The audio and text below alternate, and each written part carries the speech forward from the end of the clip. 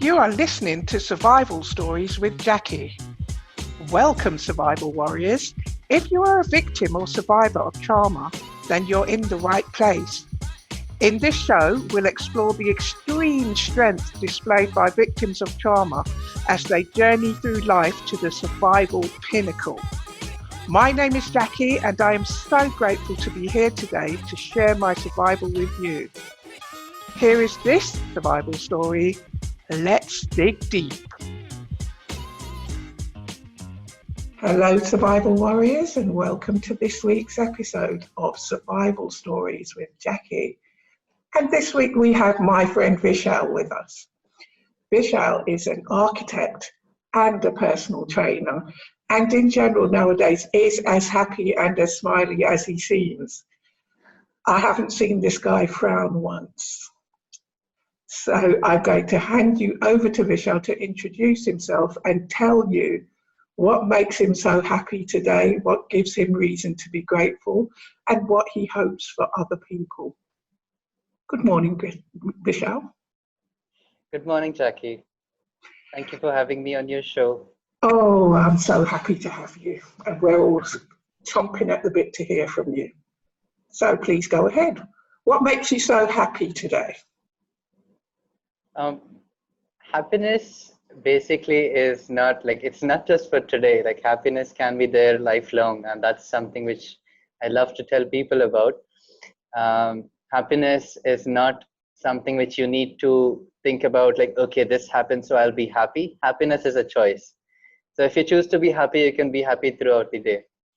Absolutely. So, I agree with you 100% on that. What happiness is a choice. Right. But I know it's a choice that some make but don't find easily, but that doesn't mean we shouldn't try to get it. Would you agree? Not really. How I think about it is, like, there was a part in my life where I had to try this out. How could I be happy in one of the toughest situations in my life? And how I did it was by practicing a little positivity. I got this idea, like, I used it as my tool, which was I started smiling more often. Okay. I started laughing more often, and that naturally made my mood much better. So in those darkest times when I was just smiling, when I was just laughing, it made me feel so happy. Since then, it has become an addiction to just keep smiling, and it makes me feel happy. So your piece of advice to our guests today would be try to smile as often as possible, even when you don't really feel like it. Definitely. Sounds good to me. And it's good to see that things have turned around for you. But let me ask you, was it always like this? Or, you know, tell us about the darkest points in your life. The darkest point that you had to make that decision to change your approach. Where did it all start? It started from my childhood. Okay. When so I grew up here in the city called Fujairah. This city is in the United Arab Emirates. Okay. I grew up here doing majority of my childhood studies. Like, until 9th grade, I've studied here. But I was in a very good school, and I had good friends. I had good teachers. Everything was nice. The only thing which wasn't nice was my education, my studies, or I should say maybe my results. So I do not know what was the reason behind it. I used to try to get good results every time in my education, and just didn't manage to get that. However, I studied late night. I tried everything. Like, I tried to study late night. I tried to sleep early. I tried to wake up early and study. I tried literally everything which my parents told me to, but none of that really worked. And what made it a little more difficult for me was that I'm in a family. I have an elder sister. She's 3 years elder to me, and we used to go into the same school. On one side, it's me who used to get results which were very bad. At times, I used to fail in subjects. And on the other side is my sister, who used to get amazing results in her class. She used to be one of the top rankers. it's not just the education that was the problem. The other problem which came side by side, because the comparison in my house basically started because I was bad in education and my sister was so good. So every now and then I was being told that, try to be like your sister, try to learn from her how she's good at education, try to learn things from her. But it was Right. not only like the comparison started with education, but it went on to other things as well. I was being told that your sister is able to talk to other people, guests so nicely, like she's open and she's confident. She's good at singing, she's good at dancing. You should try these extracurricular activities as well. So the comparison just Could I just ask you, were you close to your sister? Or did this build up resentment for your sister? uh, I liked my sister, of course, but to be honest, okay, this is a good question. Nobody has asked me this yet. Okay, let me put it out there. So, in my childhood, I liked my sister, no doubt, but when these comparisons started happening too often, like from sixth grade or seventh grade approximately, yes, I started to feel that, like what's her problem here? Why is she getting so good results? And it was not just that. It was not just that. She was being favored excessively. Okay. Just because she was good at so many things and I wasn't so good. In my mind, it was already developing. But within the house, whenever there was some or the other argument, like even for the TV channel, like if I'm telling her, stop watching songs, put on some cartoon for some time, like let me watch or something, then she'll just say once, she'll call my mother, she'll say, Mummy ji, and from inside my mother will say, Vishal, come inside, don't disturb your sister. So for that reason, yeah, somewhere I started to not like all those things. Okay. Sorry, please And continue. It's just good to have clarification, you know. yeah, so my education wasn't going good. I would, it was ninth standard. Like I'll tell you what happened in ninth standard then. My final exams were coming up, and all I knew was that this time I'm going to prepare well. This time I'm going to get amazing results because 10th standard is coming. Those 10th standard is going to be one of the most important class. So I need to study in ninth standard itself better, and I need to show my parents that I can. Okay. However, no matter how hard I tried, the results weren't good. And I was really putting in all my efforts. When the results came out not good, it was a disappointment for me. But somewhere in my mind, I so much desperately wanted to explain to my parents that I tried so hard. But I didn't because of the regular comparisons which I had from all the previous classes. By the time I reached in ninth standard, I was that kid who just didn't want to explain myself any further. Sure. So if I got bad results, I didn't want to tell my parents that I tried my best because I knew in return I'll get like, learn from your sister. So that's not something which I wanted. So ninth standard, you're 15, is that correct? Oh no, Yes, I you're was 14. 15. Oh, you're 15. Uh, yeah. I was 14. Yes. In 10th standard, I was 15. Okay. Right. So, So it sort of built up a little bit of, I must say, natural resentment. So, you know, anyone would start getting a little bit exhausted with being compared to others. And how did you feel about your parents at that point then?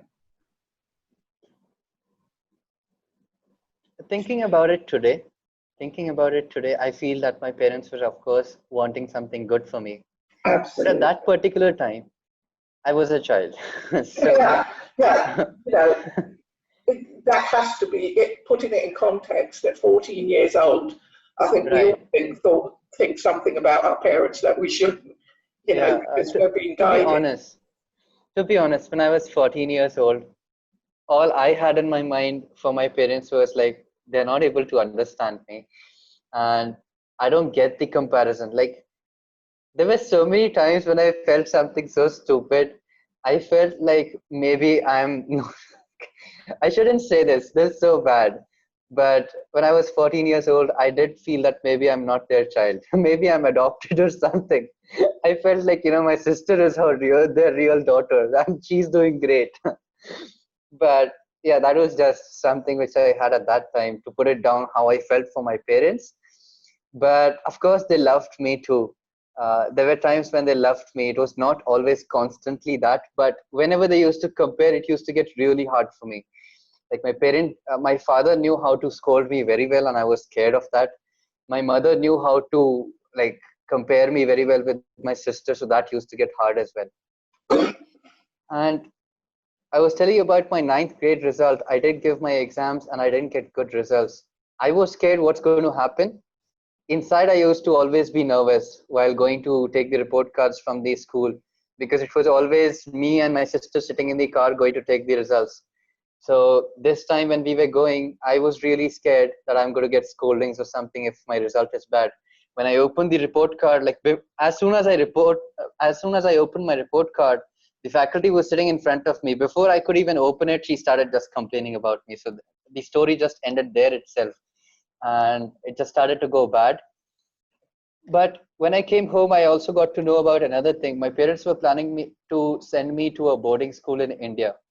They took this decision because they wanted to keep me in an independent environment away from them, in hopes that I would learn many more qualities, many, like, I would develop my character and also improve my education. So that's the hopes which they had. And I told you that I was a silent kid. I never put my opinion forward. Even when they told such a big decision, I was really scared inside. Like, my heart was racing after getting to know about that news. But they decided that they'll send me to a hostel in India. Um, and I could do nothing about it. I could say that, okay, I'm ready. That's all. And so all my stuff was packed, everything was arranged, all the paperwork and everything was arranged. I went to India, I gave the entrance exam, because in 10th standard usually they do not take students in India. So I had to give a special exam. I don't know how, but I cleared that. So that was probably my first unknown success. Like, it's today that I'm noticing it. But yeah, I cleared that exam, that entrance exam, and I got into that school. And when I was admitted in the hostel, I remember the first day was nothing more than my parents leaving me at the main door because they couldn't go inside. They left me at the main door, and I was taking my luggage towards the hostel. And I went inside, and I was shown which is my room. I put all my stuff, and I had to put everything into my cupboard and arrange my bed and everything. So at that particular moment, I really started to feel so strange and weird. Firstly, because I was going to make my bed for the first time. I never made it before. I had to arrange everything in my cupboard for the first time because always my mother used to do it. So it felt weird, and it felt something very different, like, as if I'm as if I'm going to do a big job or something. But eventually I did. I arranged everything. What really shocked me, what really caught my attention and shocked me, was the environment. Because when I was here in the school, the people were different. The kind of friend circle I had, we were all decent kids. We never cursed at each other. We used to talk about good things or have just some fun jokes at most. And when I went to India, I found a completely different environment. I was surrounded with all these students who belong to India, who have grown up in India. So they had a completely different way of living. So the first thing which I could see was just outside my room. There were a few people just standing and talking to each other, just laughing and talking. But the way how they were talking was different. They were cursing at each other, and they were still able to laugh at it. They were pushing each other, like, just banging on the back and everything. And they were still happy. Yeah. And I was shocked because I could see that one guy is cursing the other, but still they're able to smile and laugh. Like, don't you realize he's cursing and stuff? Cultural change, wasn't it? Yeah. So I felt really weird for that. And for 6 days, I was just trying to adjust to that environment. I didn't want to adapt. I didn't want to be like them. I just wanted to adjust into that environment and, somehow just cut my time, like just spend my time, because I knew it was going to be 3 years. It's going to be 10th, 11th, and 12th grade. So 6 days I was there in the hostel. I was, as it is, a silent kid. Nobody came to talk to me, and I never went anyone to talk to. So I felt alone somewhere. I did feel isolated. I feel like I was in a completely different world where when nobody can even see me. Like, I felt like that.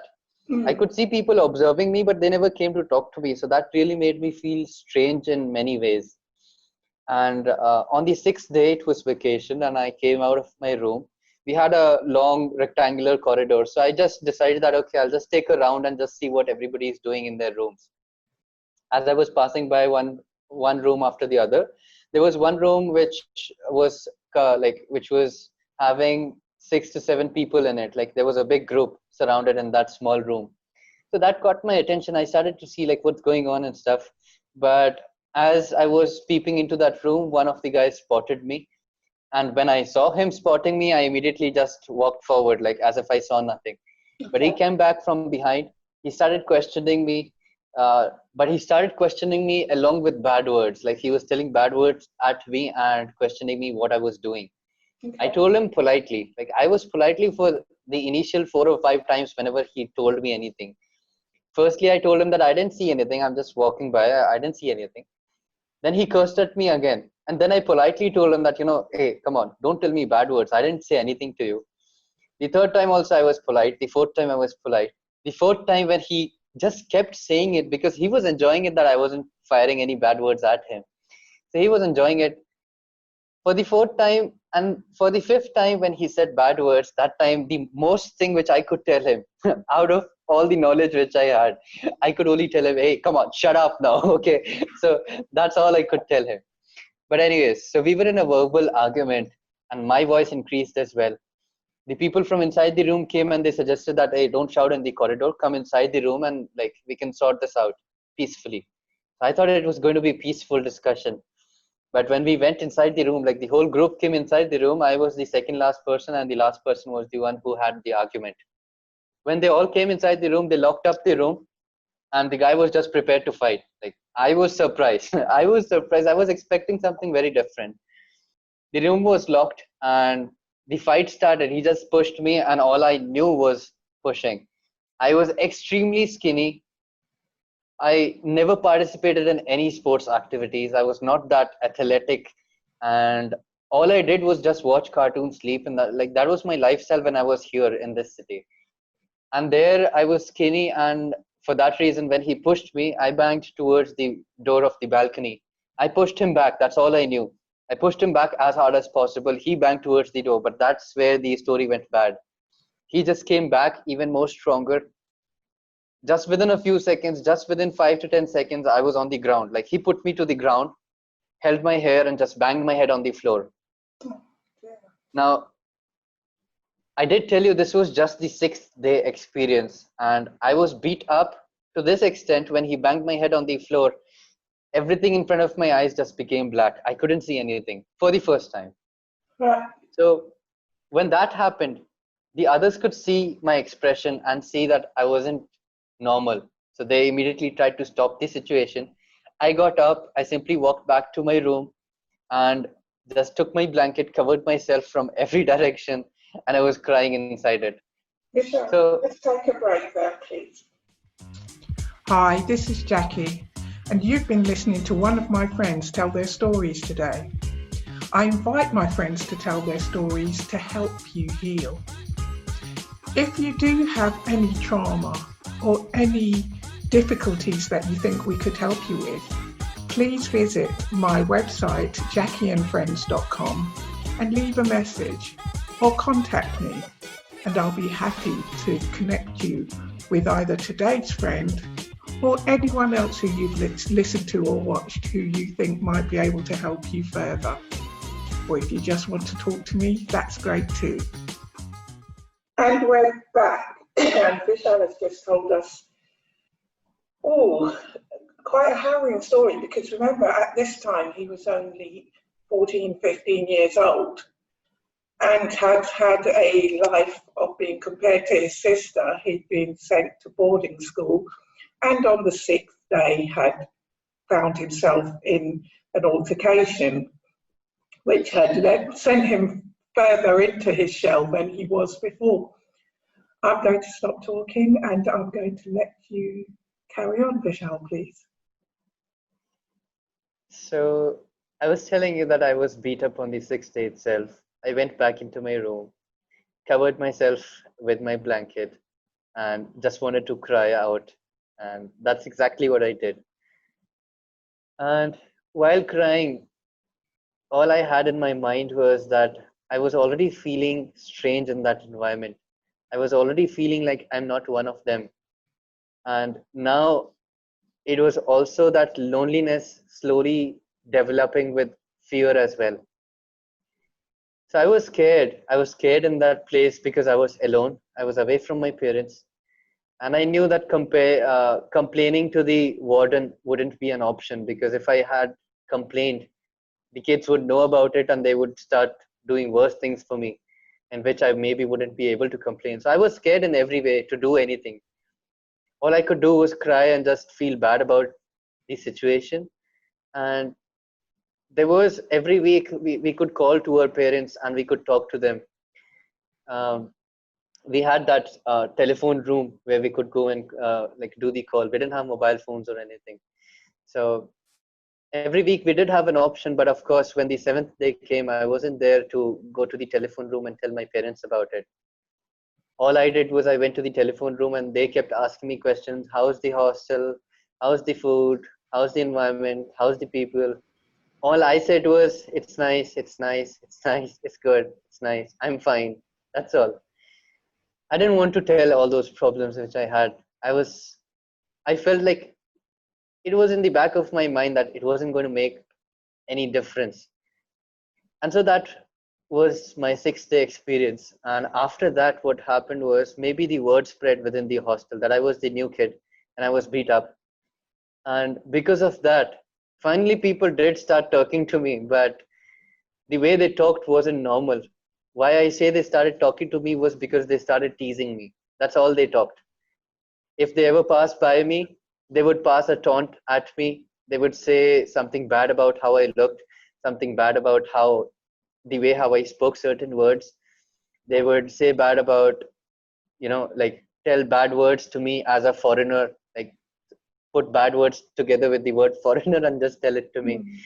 So I was being teased, I was being bullied, and I was also threatened. On the 6th day, I was beat up, but after that, whenever I used to even maybe like, there were some days where I used to just request some of my roommates, like one of my roommates, there was one day when I was just telling that, hey, can you please close the door when you're going outside? He felt as if I was saying something bad, maybe, and he came back to me with a threat, like, you better close it yourself. Like, you're going to do something about it. And I was like, it's okay, fine. So I was in a really bad place, and it was just getting darker day by day. I can imagine it was. Sorry? I said I can imagine it was, Yeah. because it was just one thing on top of another, really, wasn't it? Yeah. It just kept going on. And I was alone. I didn't have friends for about 3 to 4 months. I didn't have any friends, 4 to 5 maybe. And since I was alone, I didn't have anybody to talk to. I wasn't share anything with my parents. Naturally, the habit which I started to have was I excessively started talking to myself. Like sitting in the classroom, I couldn't focus in the class. I was talking to myself in the room, in the mess, while eating food, everything. I was just talking to myself, like, okay, there were so many things going on in my head. Like, they're watching me, they'll say something. Everything was just going on in my head. Um, Another habit which I started doing, since I was so lost within those thoughts, while I was in the classroom, while the teacher is teaching, I used to maybe scribble on the table, maybe scribble in my book, maybe like, so scribbling and doodling basically became one of the activities which I used to just do like randomly, because I Mm. couldn't focus on things. Now, in the school, however, like this was the scene in the hostel. Our hostel and school was together. So in the hostel, I used to have a really bad time. But in the school, I would tell you, like from the first day, I did have some friends. Like in my classroom, I did make some friends. But that was just for 1 or 2 days, because I used to feel scared in the hostel and I used to feel embarrassed in the school. Why? Because in the school, when I was around my friends, like those new friends which I was just trying to develop, these guys from the hostel, if they were passing by at that particular time in the school, they would pass taunts at me, they would still tease me. And that made me feel embarrassed in front of my new friends. Like I felt like, what might they be thinking of me? Like maybe that would affect my friendship with them. They might think that Okay. I'm not so cool. Yeah, I understand that one. You So just wanted to be one of the guys. Yeah. Yeah. So that was something which was happening. And it went on for about a month or two. I was completely suffering. I was just doing that self-talk with myself. And within that self-talk, it was always there that I'm not good at education. And I'm also not good at anything else because I'm being teased for like literally everything. So what am I good at? I'm good at nothing. So these things started to come in my head. Now, I did start to feel alone. I did start to question what was the purpose of my life.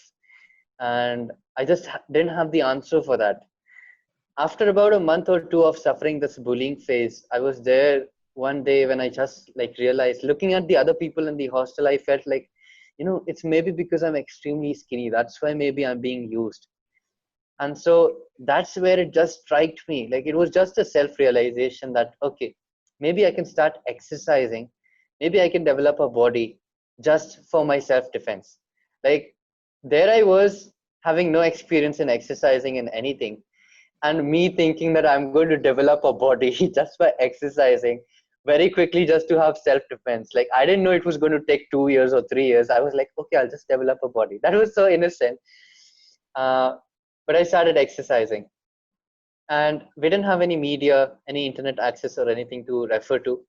So what I did was I could just recall some of the scenes from the movies which I used to watch before, Okay. of the actors doing some exercises. I used to recall that, and I used to exercise whenever I was alone.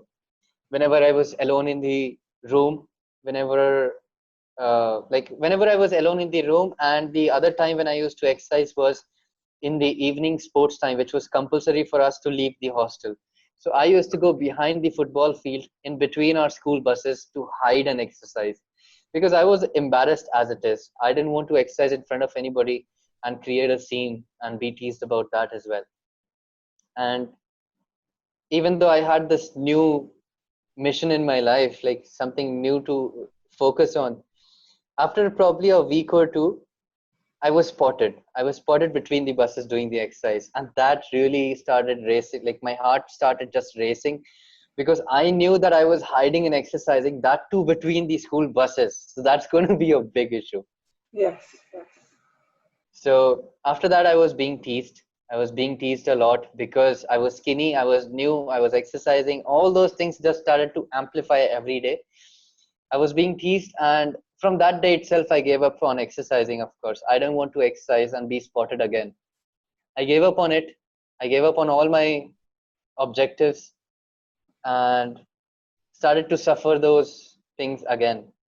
Question: Were were there no adults around who could actually take control of this? Because when you started exercising like you did, that should have. I would have thought that adults could have taken control and said, are you doing this in the right way? You know, why should you hide and do it? Right. It's perfectly healthy to exercise, but it's not healthy to hide and exercise. Does that make sense? That does make sense. But I'll tell you something for that. So I wasn't comfortable with the kids around me. And another thing, they were adults. They were like, we had four wardens in our hostel, which were basically three of them were sports teacher. One Okay. of them was a maths teacher. One of them was a science teacher. So we had like five or six wardens. Like they were faculties who were staying in the hostel while they used to stay in the hostel. So they became the warden as well. And every warden had like the whole hostel was divided into groups. So every warden had like 20 to 30 people in their groups. So we used to have roll calls in those groups and everything. So the reason why I didn't approach any of those adults or the faculties which were staying in the hostel was, even though they were sports teachers, because I knew that if I'll approach to them, the kids would get to know about that I'm trying to exercise and I'm trying to talk to the warden about how to do it. So I was just insecure in like from all directions. I didn't Sure. want to take any chance. No, I And completely understand. Right? yeah, It's good to, think about it in the full terms of it. yeah, Because a lot of stories are the same, and that is the adults did not notice something that led to the child's distress. You know, Yeah. it's a common thing. Yeah. So I was Sorry, telling you about exercising, and then I was being spotted, and then I was being teased for that as well. The teasing and the bullying and everything just increased. So it all started to go back into that dark place where it was. For 2 weeks, it started to feel good when I started exercising, but again, now I was going through the same phase once again. And suffering through all of that for another 1 or 2 months, all that self-talk, all that crying, again brought another self-realization. And this time it was in another way. Like, I'm not going to say that self-realization was the only thing which was coming into me. There was so much talking that I was doing to myself. Like, out of maybe 100 bad thoughts, there was this one good thought maybe which I got. So when I was caught exercising and then I was being bullied and everything, there was this question coming into my mind again, that what's my reason? Like, what's my reason? Why do I have a life? And to be honest, like, there are many people, I feel bad about this, but there are many students who just give up and take a bad step in their life, and just they feel that, you know, they can end their lives at that particular moment itself. Me, on the other hand, I was feeling that same energy which they feel, but I was that kid who never watched news. I was never interested in the news. I was never interested in watching such stories. I was always interested in cartoons and stuff. So when I felt like my life didn't have a purpose, I didn't know. I literally didn't even know that suicide was an option. So at that place, maybe I was alone. I could have done that, but I didn't know about it. So I was safe. And that thought never really came into my mind. Like, if it would have, maybe I would have dealt with it. Maybe I would not have. Who knows? But I was lucky enough that that wasn't the case. Pleased to hear For it. 1 month, sorry? Pleased to hear that it didn't enter your mind. Yeah, exactly. And I'm here to tell this story because even if it does for somebody, there are so many things you can still do and improve your life, right? Ultimately, that's what we are trying to share. Because there are so many people today who get depressed either in school or in office or in a relationship and just like take a big step. That's not good. So for 1 or 2 months, I had suffered again the bullying phase and gone into that dark place again. After all of this self-talk, there was a self-realization that, okay, you know, I had stopped exercising months back and I'm still being teased for that same reason. So that started to come as frustration now. Like, frustration started to develop in me. Somewhere that revenge and that feeling started to come in me that, okay, I'm going to take revenge someday. All these things started to develop, and the self-realization was that, you know, if I'm not exercising and they're teasing, why can't I just exercise and then let them tease? Like, that's at least going to make sense. So that was my new initiative, and I was like, okay, I'll start working out, and this time I'll show them and stuff like that. So this time working out had a completely different objective. This time it was, you know, trying to show them that I will do it and stuff regardless of what they do. And so every time when I was exercising, I had this aggression and this frustration which I was letting out on the exercise.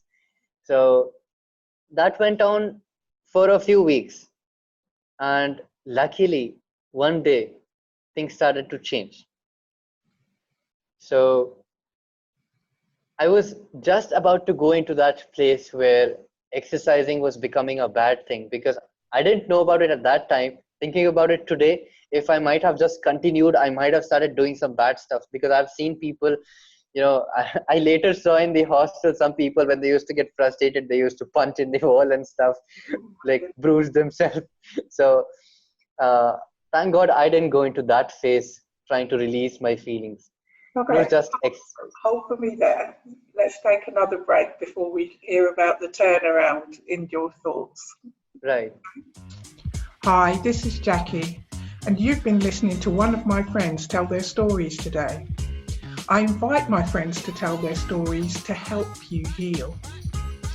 If you do have any trauma or any difficulties that you think we could help you with, please visit my website, jacquiandfriends.com, and leave a message or contact me, and I'll be happy to connect you with either today's friend or anyone else who you've listened to or watched who you think might be able to help you further. Or if you just want to talk to me, that's great too. And here we are again. And Vishal has just explained to us how his thoughts had started emerging from the dark spots of being bullied, being marginalized, and his low self-esteem that had been built up, and he had now come to the point of change. So I'm on the edge of my seat. I bet you are too. Vishal, over to you. Positivity came into my life and I started to smile. But initially, it was really good for me. Initially, in my school life, in my 10th, 11th, and 12th, I spent my whole hostel life very happy. It was all good. Oh, that's good. And I started to make friends and everything. Like I learned how to deal with problems as well. So there were cases in which I was in the school, like I had crush on two girls, but I couldn't get to them. They were snatched by my other friends. So I did feel bad, but I was all chill. I was always happy. I got into a university. I was doing bachelor's in architecture, and it was good. I got into a very good university, and I was showing good results in my new course. I was doing architecture, so my academics was good, and immediately I got into a relationship, like just within 4 weeks into the university. So things just started to go so good, and smiling really helped me a lot. But just when it was going good, things just went so bad that nobody knew that it was coming. Why? Because I was there in school and everything was going, I was there in college and everything was going good. Faculties loved me. I had friends and everything. When I was there in I also got my hands on mobile phones. Like I was allowed to keep mobile phones now and laptops too. So I started exploring more about fitness. Fitness was just like a permanent part of me now. I started to practice that every day. So I started to explore fitness through internet and YouTube videos and everything. And so when I was in second year, my sister was getting engaged. We had a celebration in our house and everything. So my parents from UAE had come to celebrate that, and we had a very good celebration and everything. Just after, I guess, a week or 11 days from her engagement, it was the last day for my father to stay in India, so he had to come back to UAE. And so my father told me that, why not come back to our house? Like, let's just have a family dinner. So I left hostel, I went home. And when I reached home, I saw a very cool bike. There was a very cool motorcycle standing in front of our house. Just to tell you a little context before I go further. So my house was in a very deserted place. It was a newly settling place. So there were not many people. There were very little people in that place. And it was winter time. It was the month of November 2014. And so in winter time, what happens in India is like people close their shops and go back home early. So the place was very deserted, basically. When I reached home, it was dark. It was dark night, 7:30 p.m. around. And I started asking my parents that, can I try that motorcycle? I just want to feel it. Like, I was so interested by that motorcycle, I just kept asking again and again, just let me try it for a little while. After asking again and again, I told my parents that, okay, fine. Because they weren't agreeing. So I told them, okay, I'll just go nearby the house and I'll just take a small round and come back. Ultimately, they thought, okay, fine, just go. So I took the bike and I went for a small round around the house. I was just 3 or 4 lanes across the house, where I started to have a phone call at that particular time. Now, I was never a fast rider on a motorcycle, and I was never that cool to ride a bike while talking on the mobile phone or anything of that sort. So I parked the motorcycle beside the road on the unpaved side. So I was not on the road, I was beside the road. I parked the bike and I was sitting on it, just removing my phone and trying to check who had called me. In the meanwhile, I could hear a high-speed car sound, but it was far away. But when I was taking out my phone and trying to check through the contacts, like who gave me a missed call, I turned back because the car sound was increasing. When I turned back, I could see a car high speeding, which was on the road, which was like just beside me. That car was high speeding, but the bad part was that it was high speeding towards me. It was not driving on the road. It was coming towards me, and I just had like 2 or 3 seconds to even do anything. But in that particular time, like I just turned back, saw the car, and I was just thinking like, no reflex time. I couldn't do anything in that much time. The car just ran through me, and the car never stopped. The guy never stopped for me. The impact was such, the crash was such that the bike had gone meters away from the incident. The bike just went skating away on the road. Now, the road was, it was a 2-lane road. There were cement pillars in the middle, and there was 2-lane road on the other side as well. I was on the left side of the road in the unpaved area. When the car crash happened, the bike went forward on the road, but I went towards the center of the road, and I hit a pillar. So, in the incident, basically, I'll tell you now itself, basically, what happened. I went airborne towards the pillar because when I was admitted in the hospital, when people came and found me, there were no scratches or bruises on my body. Only my face was covered in blood, and it was completely distorted. So that says it all. From the left side in the middle of the road, on a pillar which is broken into 3 parts, and my face completely distorted and covered in blood, says it all that it was a face first impact. The pillar was broken into 3 pieces, and my face had 14 fractures at that particular time. So at that particular time, I was completely unconscious. When the car came and hit me, at that same incident, like I was unconscious. I didn't know what happened. I didn't know I was airborne or anything. I just knew that the car was coming. Like the last glimpse is that it was a white color SUV car. That's all I remember. After that, many incidents happened which ultimately were able to save me. And the whole process later on has also taught me 6 good lessons in my life. So I'll try to tell you how I was saved, how my recovery went on, and what were the lessons which I learned throughout. I was in the middle of the road laying unconscious, but help came from the other side. We had a security guard in our area who used to take night rounds on his cycle just to ensure safety in the whole area. So he was on the perpendicular side on his cycle taking his night shift round, and he saw that incident happening right in front of him. And he saw that car hitting and going without stopping. So he saw that incident happening and he rushed towards the incident. He came and found me in the middle of the road. He picked me, like he wanted to pick me up and put me in the middle, but he couldn't do it all by himself. So he started screaming for help. When he screamed for help, there were 2 guys who were taking their manual carts back home. Like they were vegetable sellers taking their carts back home. They were far away, but when they heard the cry for help, they came back, like trying to search where that is happening. They came back and they found it. So there were these 3 guys who lifted me from the center of the road and kept me on the road once again. Because in the middle there were bushes and everything, so they wanted me to be away from that. Like, so they kept me on the middle of the road. Sorry? I said, of course. Sorry? Of course. Yeah. Right.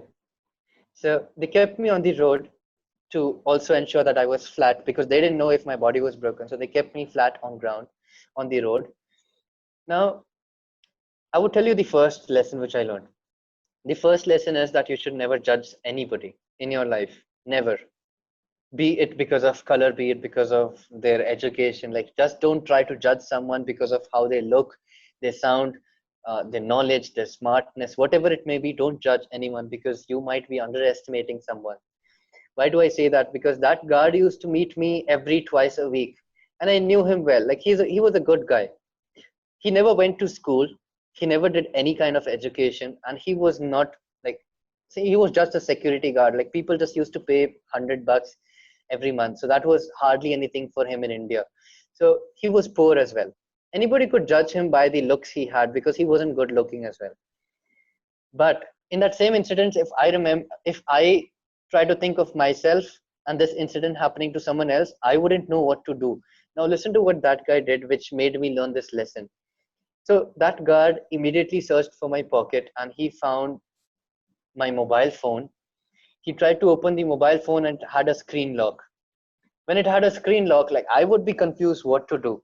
But he didn't have to think about it. He immediately just broke my phone, took out the SIM card, put it in his own mobile just to get the contact list. So this whole thing which he did is, as it is a lesson for me to know that, never in your life should you think that he's not that good.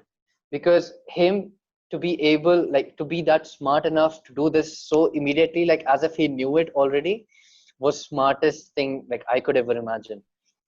And the next lesson comes instantly, which is when you really desire something in your life and you desperately need something, your prayers or your desires will be heard by that superpower. That superpower, which most of us call God, or you might consider it a superpower coming from the universe, whatever it may be, but that power is there, and you are always offered help or guidance or assistance in some way by that power. Sure. Why do I say that second lesson is because I was there laying almost fighting my death. Like I could have not been alive after that. But a series of coincidence, like a series of incidents happen after that, which some people might say coincidence, but it was actually help provided by that superpower. The reason why I said coincidence is because most people consider it coincidence, but I'll tell you the story, and when you will hear coincidence happening back to back, you will Mm. know that there's something behind it. Like not Sure. so many things can happen back to back.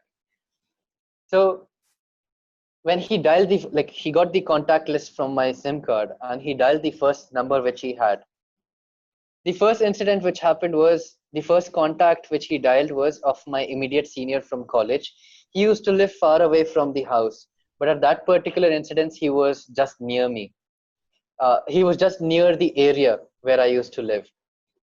And so when the guard called and said that, this person who's for whom this mobile belongs to has met a serious accident, we need help. Because of the reflex action, all he could say was that, okay, bring him to this hospital. This is the nearest hospital. I'll arrange everything. Just bring him there. And he cut the call. Like he failed to notice, like, of course, you panic in that situation. So he forgot to ask the other questions. He went to the hospital to arrange everything, but he failed to notice that there was just three people with me. One had a cycle and two just had those manual carts. They couldn't bring me to that hospital. The place was deserted. Now, another incident happened in my life, which again tells the second lesson more clearly. There were 4 or 5 cars that passed by me, but none of those cars stopped to help.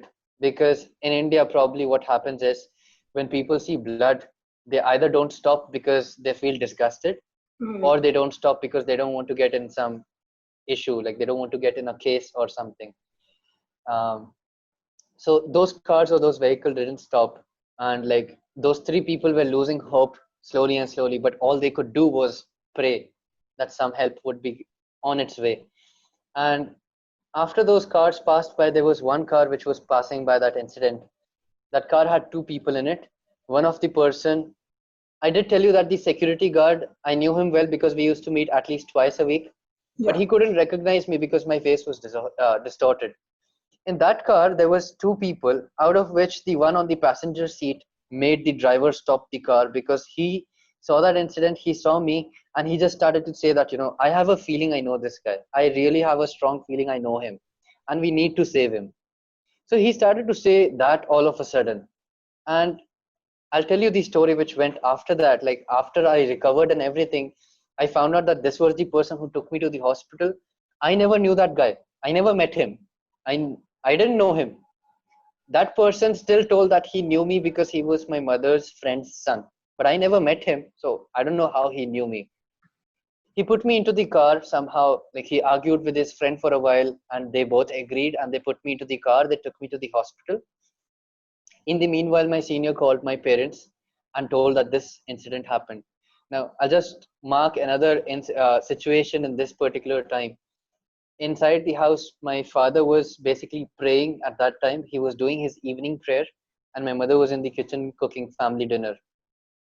And at the same time, they get a call saying that your son has met an accident and come to the hospital as soon as possible. Like in situations like this, you might question yourself that I was just praying to God, but I wasn't praying for this.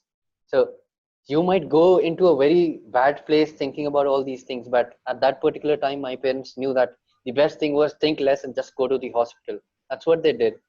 I reached to the first hospital. They started performing surgery on me. They cut me open from my the top of my right eyebrow. So this is where the roughest cut was. They cut me open immediately just to try to perform the surgery. When they cut me open and they saw the skull, it was completely shattered. The doctors gave up. They immediately gave up and they said that the case is too complex for us to even try to perform a surgery. I had already lost blood in the incident. I was in the hospital, cut open, and something had to be done immediately. When the doctors told that, my parents had to take a immediate decision. So they did, like my father didn't like we didn't know much about the city. So my father had also called his friends to come in the hospital. So one of my father's friends suggested that there is a good hospital, but it is far away. Maybe we can try to take him there, because in that hospital there is a very specialized doctor, neurosurgeon doctor, who is experienced in everything. So that decision was made that they'll take me to that hospital. We had to go through the city, and this time it was going to be traffic. Now again, I told you two incidents which sounded like coincidence. Here's another one. Now when I needed help to reach to the second hospital, there needed to be a way. And the hospital people, the people of the hospital, were humble and kind enough to give their ambulance and say that we'll give our ambulance and we'll make sure that he reaches on time. Like we'll do it as soon as possible. So they gave their ambulance. They took me to the next hospital. Immediately, I was taken into the emergency room, and the surgery began. Could you hold Now, that? sorry. Hold for me 1 minute. Hold for Okay. me.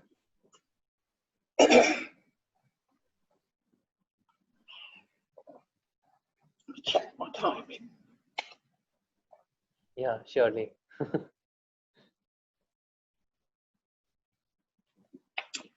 Right, we've got. We have exceeded. We have exceeded 10 minutes. No, we've got 10 minutes. Oh, We've got. we have 10 minutes. Exceeded an hour, so. Yeah, I know it exceeded an hour by 10 minutes. No, it's fine. Carry on. We've No, got, do we've you got want? 10 minutes. Yeah, what I would do to fit it all in is, the examples, Right. just give one of each. Okay? Sorry? Does that make sense? So we're up to 3. So then. You mean the lessons? No, you said you've got 6 lessons. Yeah. Yeah, so 2 I've covered. Weren't we just starting 3? We were. No. Well, what I would do to make sure we stay in time is less detail. Should Right. do it. Okay? Got it, Captain. Okay. Carry on. You can carry on.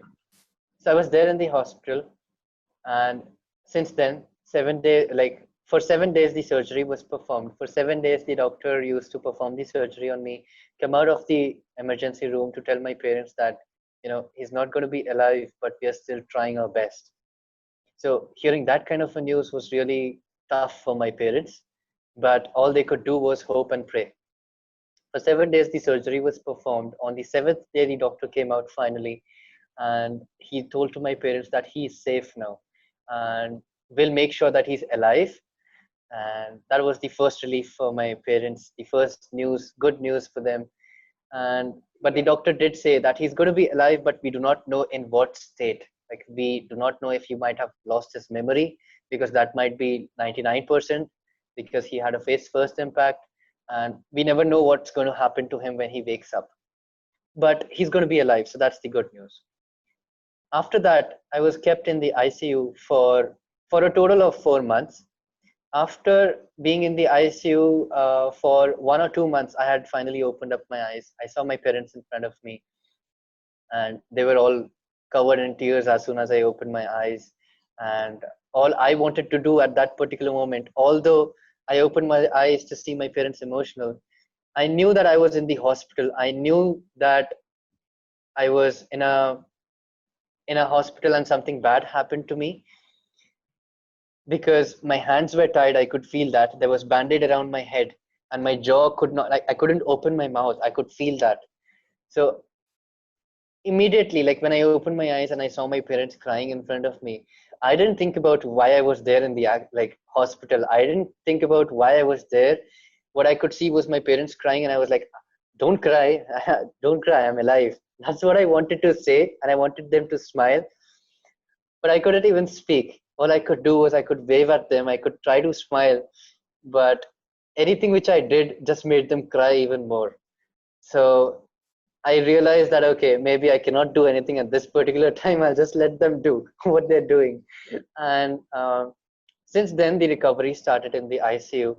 And I would say that's where the third lesson comes in. Now, when I went from this school, which was here, to the hostels, the boarding school, I had friends here, but they never contacted me. Like on the first vacation, I tried to check Facebook and everything. I didn't have any messages. So that broke my heart somewhere. When I went from boarding school to university, none of my friends from the boarding school ever texted me. That also made me feel bad. And somewhere I had given up. I felt like, people do not care about you. People are just like temporary friendships and stuff.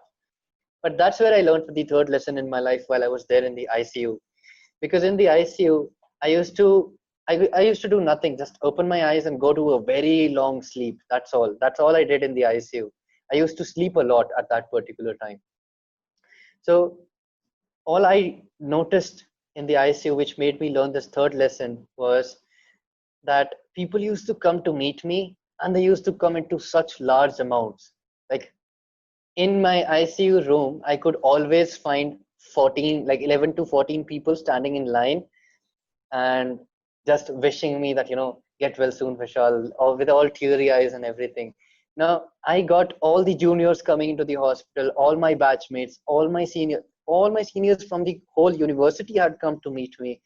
All the faculties, even people from my high school, like the boarding school, came to meet me. They used to come in amounts of 30 to 40 people, but in the ICU, only 11 to 14 came. The rest of them used to stand outside because the girls never wanted to see the blood and everything. So they stayed outside. Another thing which was happening was my parents wanted to test if I had my memory. So the first day when I opened my eyes, they didn't do anything. After 2 days, my mother came in front of my face, and she was like, who am I? Who am I? Tell me, who am I? I couldn't say anything, but my jaw was locked. But I tried to say mummy, and then she started all crying, even like extremist level. So they were happy that I remembered at least them. And when these people used to come to meet me, my parents used to make them stand in a line and make me say everyone's name, like just try to murmur everyone's name. And I remembered everyone's name, so they were all happy. So I was telling you about the third lesson, about this incidents which I learned. The third lesson is that many a times in your life you might feel that you're alone and nobody cares about you. But there's always people who care about you. Firstly, it's your parents. And secondly, it's people around the world who care about you, but they're not able to express it. Maybe they're not able to text you or call you. After that, the recovery went on. Slowly and steadily, I got to know about the injuries which I had. Like the first thing which I got to know about was that I had 14 fractures, and it was all fixed with titanium plates. So I have titanium plates in my face. That's what I got to know about. Then after 4 months, my mother requested the doctors that, okay, let me take him to the house, and I want him to have bed rest at house, and I'll take care of him. So I was taken into the house. For 1 week, my mother took like she cared for me, she looked after me. Now, here's where the fourth lesson comes in. The doctors explained this after that, like they explained it technically in detail what happened. Because of the accident, I had lost blood from my brain. In the brain, they said that the blood count should be at least 12 grams. Because of the accident, I was just left with 7 grams. For 4 months, I was there in the ICU. My blood count went from 7 grams to 8.5 grams in 4 months. For 1 week, I was there in the house, and my mother was taking care of me. And after that 1 week, we had to go to the hospital to take all the results, like take all the tests and see the results. When the results came out from the test, the doctor was shocked. He was looking at my mother, just staring, and I was scared. My mother was scared. And he was like, what did you do? And we got even more scared. And then the doctor said that, whatever you have done with your son, it's a miracle. Like whatever you're doing, it's unreal. Because the doctor said that just within a week of you taking care of him, no nurses, nobody else, just you have managed to increase his blood count from 8.5 grams directly to 11 grams within a single week. That's where I come up to the fourth lesson, which is your mother knows best. That's the fourth lesson. I would say definitely, mommy always knows best. Exactly. So that's one lesson which I need to put it out there. Mother knows best. No matter how big of a person you may become, you might become a big businessman or something. Your mother still knows best how you can be healthy and happy. That's all it matters. So after that, the doctors allowed me to have bed rest in the house. I was recovering in the house. I was told to have strict bed rest. Now, within this whole period while I was in the house, I'll tell you what happened. I started to notice some of the weird things which I had, which were obviously the damages because of the accident. I noticed that I couldn't hear from my left ear. One day I was just trying to listen to music, and so I couldn't listen to it properly. So I tried to remove the earplugs like that. So while I was removing the earplugs just to see, when the earplug was left in the left ear, I was like, I couldn't hear anything. So I realized that my left ear isn't working, and I knew that it was because of the accident. That feeling in me told that. There was one day when I was trying to smell the food, I couldn't smell, and that's when I realized I couldn't smell. There was one day when my mother told me that, why are you looking with those, like, why aren't you looking at me properly? I was clueless what she's talking about. So what was happening was that when I used to look at some particular angles, one of my eyes used to just levitate somewhere else, like unconsciously, uncontrollably. And I didn't know that was happening because I was just trying to focus with one eye. That became my unconscious habit. So basically what happened was, because of the accident, the face first impact, my face is asymmetrical and my eye had shifted backwards, like a little bit back. So that's the reason why I had double vision, but I didn't know it. So I was focusing it with one eye. So I had double vision. And one of the most toughest condition at that time was told by my neurosurgeon. And he told me that you had a brain swelling, Vishal, because of which after the accident, your face was actually the double size of a normal face. The reason was because of a brain swelling. So he said that in your whole life, you're not going to be allowed to have any serious emotions, because if you'll go through serious emotions, you will have that swelling in your brain again. What I mean, like what he meant by serious emotions was that you're not allowed to be angry, you're not allowed to be super depressed, super stressed, super happy, super anything.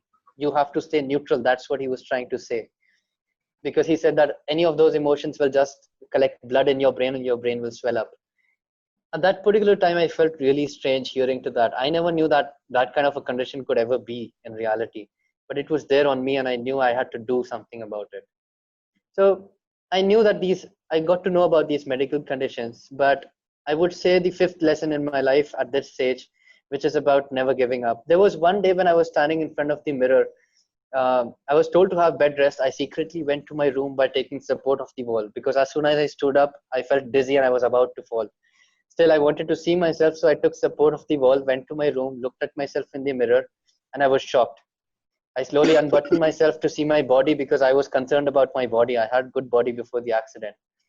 But 4 months in the ICU, 5 months in total having bed rest and stuff, I just had a nasal pipe through which they were putting medicines. No solid food. So I had shrunk. I had completely shrunk. I could see my rib cage. I could see the bones in my hands. And so I found out that all my 4 years of hard work was gone. And that was the first time when I was upset. I was emotional at that particular time. But I immediately snapped back out of it because I knew I had to stay neutral. So immediately I snapped back out of it, but there was positivity to make me happy. I was determined. I felt like, okay, I'm going to make this body come back very quickly. So I was determined. Not only in this case, I realized that my college was also going on. So immediately I realized that I had to go to university as well. I couldn't miss my semester. I had just got into third semester, and after talking to my friends, I got to know that exams were coming up. I was too stubborn to sit in the same semester without even attempting the exams. So I started asking my parents again and again that let me go and give my exams and stuff. My parents asked the doctors gave permission that, okay, someone will have to support him to walk and you can take him to college for one day to give the exam.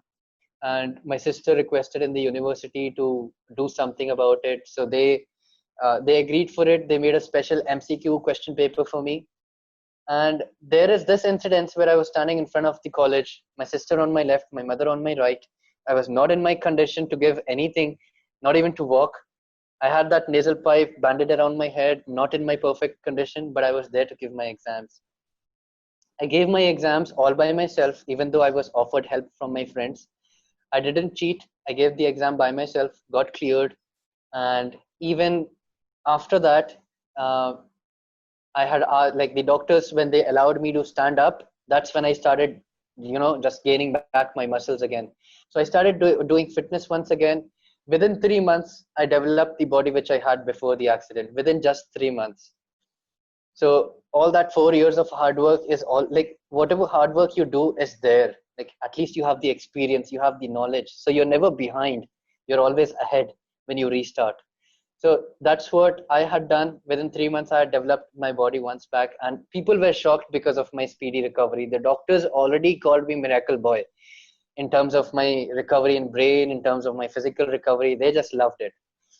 And that's where I would tell comes the fifth lesson, which is never give up. But how I put this small sentence, which somebody thinks is very normal, I put it down as never give up, regardless of the condition you are in.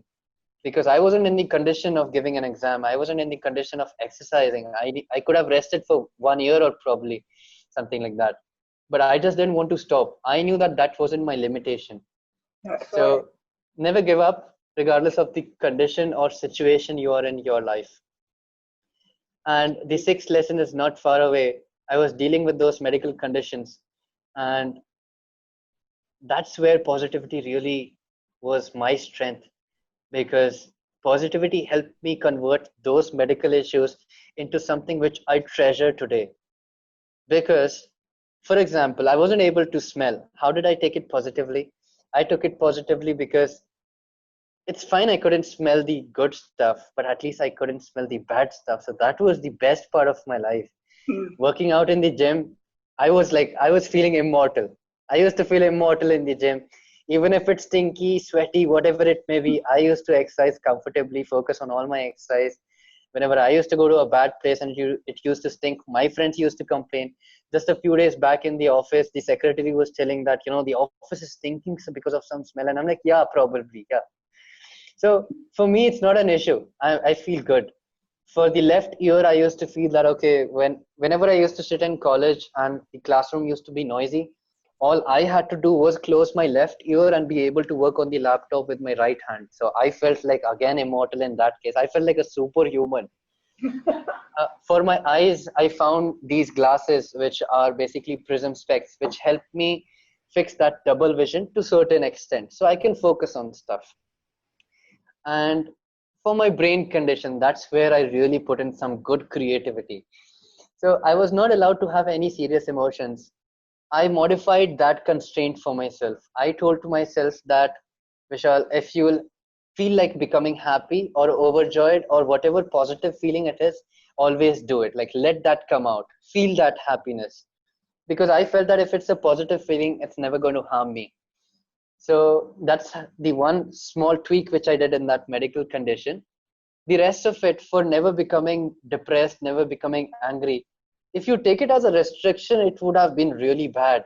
But I took it as an advantage. Like I was searching how I can make this as my advantage. And what I did was I just changed my character a little bit more. I always love to smile. I always love to joke around and be happy, like make people laugh and stuff. But of course, before the accident, if someone used to make me angry, I used to go to that. Like I used to fight and stuff.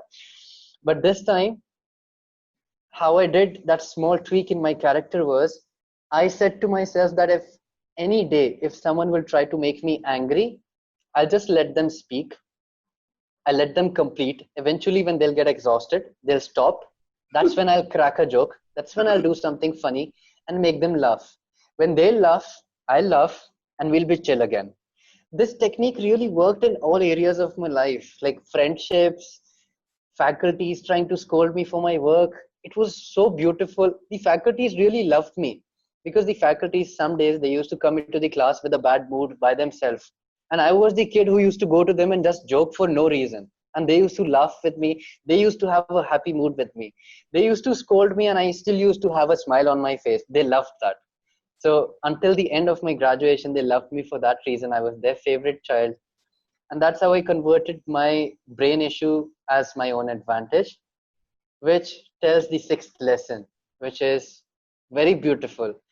The sixth lesson is that positivity is something so beautiful that can help you convert a bad situation, a negative situation, the worst situation in your life into one of the most beautiful things you can ever have in your life. If I had to think about those medical conditions, they could be something which I could cry about even when I'm alive today. I could have kept crying year round for it, that, I'm not normal. I'm not like the other guys. I'm not able to look properly without my specs. I could complain about anything. But just because of positivity, I found out that these medical issues are really my advantage. So you can do that in your life. Anybody can do that in their life just by using positivity. And that's the sixth lesson. And even today, I have the same medical issues.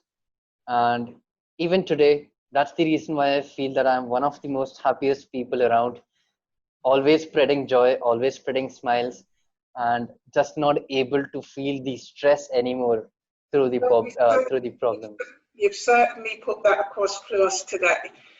And at this stage, I usually ask for a piece of advice for our guests, but you've given 6 solid lessons to learn.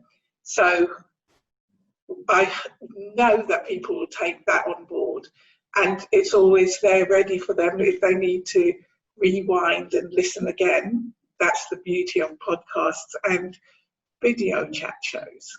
So, Vishal, thank you again so much for sharing so deeply with us today. I really understand your need to share inspiration in the world, and you've shone a light so brightly today that we're really, really grateful to you. So on that note, survival warriors, are you listening?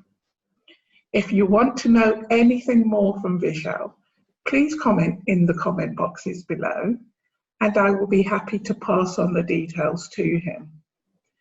And I will see you next episode. This has been Jacqui, and that is my friend Vishal, possibly the happiest person in the world today. And we will see you next time. Thank you for tuning in. Bye-bye now. And there we have it, another empowering episode of Survival Stories. If you had something today that resonated with you, please reach out at jacquiandfriends.com and download our free PDF. Don't forget to head over to iTunes and leave a 5-star review and rating. And whilst you're online, why not join our community of warriors on Facebook at Survival with Jacqui. Look forward to seeing you there.